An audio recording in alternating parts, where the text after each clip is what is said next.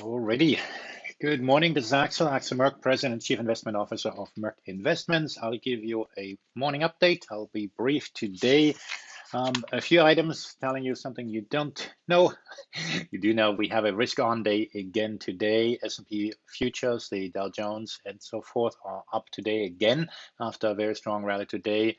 The dollar is very weak today. It's been weak now for a few days, and the Norwegian krone is the best performing currency, currently up 2.7% since yesterday's close. That's relative to New York close, and that's in the backdrop of oil prices. West Texas is at 26 bucks, and so much of what we see is some sort of normalization. The VIX index, as I look, is at 44. Um, as always, none of this here is investment advice, and let me give you here the disclosure out of the way to make sure you've seen that as well. Um, so what does that all mean and so forth? You can be a glass half full or a half empty person. On the half full side, this was a crash we had. We had the forced liquidation, and we live happily ever after, just as we have done after every other correction. Also supported by the fact that the peak death toll and so forth around the world might be turning a corner. If you're more a glass half empty type of person, you say, well, that's all fine, but as far as the economic shock is concerned, we are way not out of the woods. We are shutting down this economy. We have shut down this economy. The ripple effects are going to be dramatic. Now, clearly, the markets are forward looking, and the question is, at what stage are we at a place where we have reached kind of a bottom? Is this kind of are we going to retest the lows? And as you're aware, I've been a bit of a skeptic in the sense that one has to be careful that we are only going to get probably about half the people back into the job market when things open back up. And also, by the way, these big numbers, sure, they are influenced by those countries that reacted a little later than others. So Germany, for example, had a very large number and is getting things under control. In the US, we are really not out of the woods yet. There are some hopeful signs, but because the US is more, let's say, porous, it is going to be very difficult to just go back to normal.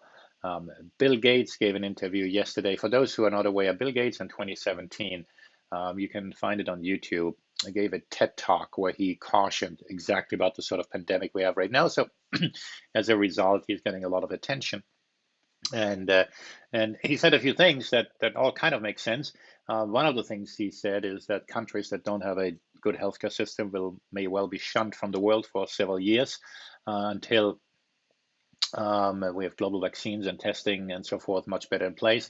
But he also said sporting events, for example, are unlikely to come back to normal anytime soon. Obviously, the sporting event in Italy was is said to have been the cause for that explosive outbreak there. And of course, yes, people are very closely together in a small room, and so people may be cautious. Clearly, we'll have a stepwise opening.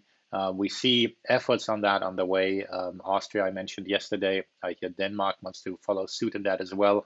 The Danish curve doesn't look as good to me, but then again, they never had as many cases, so maybe it's fine. Mistakes will be made, obviously, in this process, and the markets in the meantime are forward-looking. One thing noteworthy maybe today is as the market was opening, the financials, the futures and the financials were up 7-8% on the backdrop of a major rally in the banking sector in Europe. As I'm talking now, it's only up about 5%.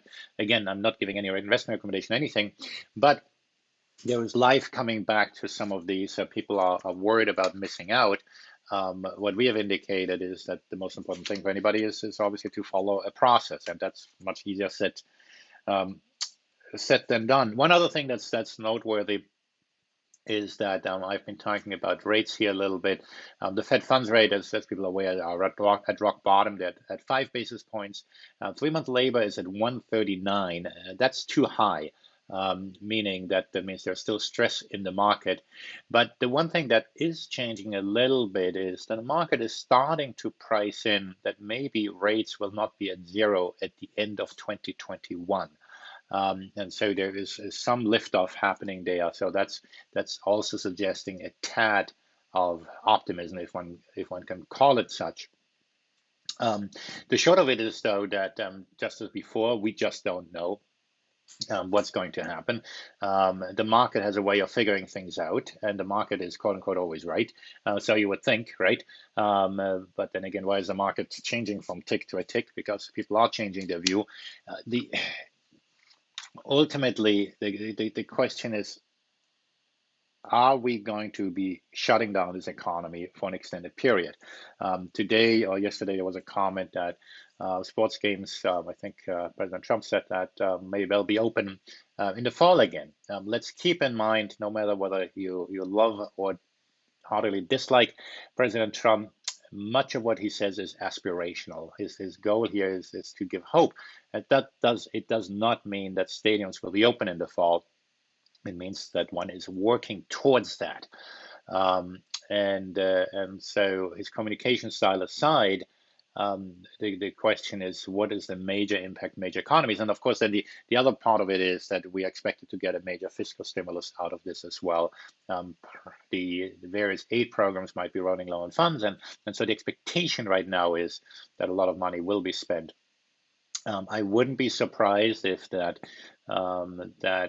unanimity that we had in the first 2 trillion package is not going to last, and so the first chunk was an emergency, but especially if financial markets are showing more resilience, I would think politics as usual may well return, and all these ideas of spending trillions may go away, and so I would think almost certainly it's not every day is going to go up.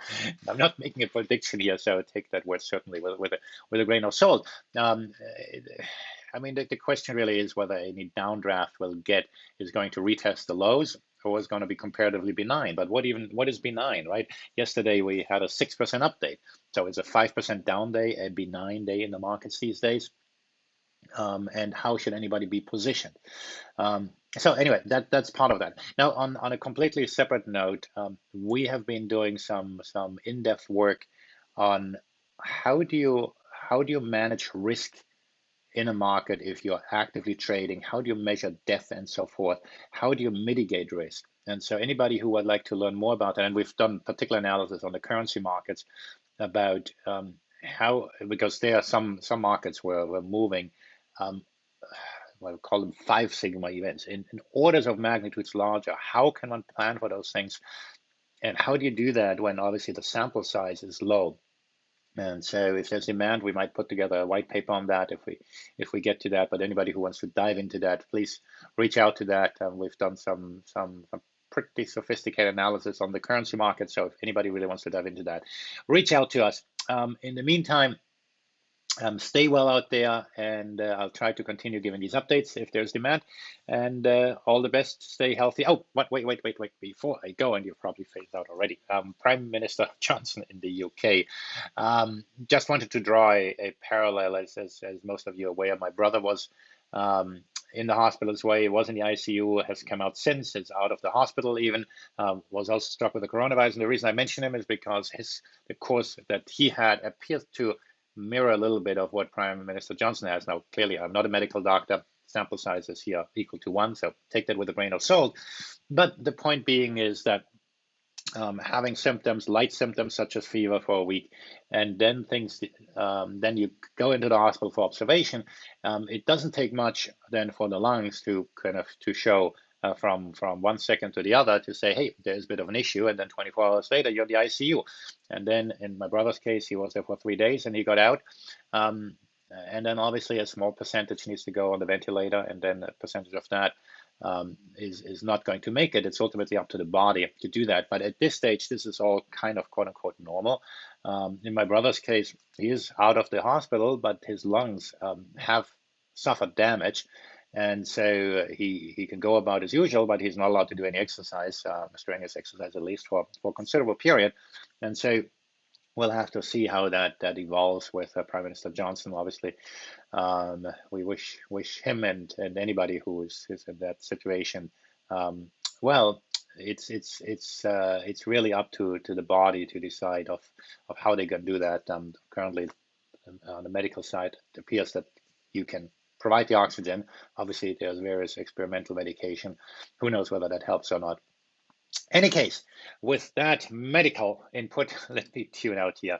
And again, stay safe out there, and talk to you hopefully tomorrow.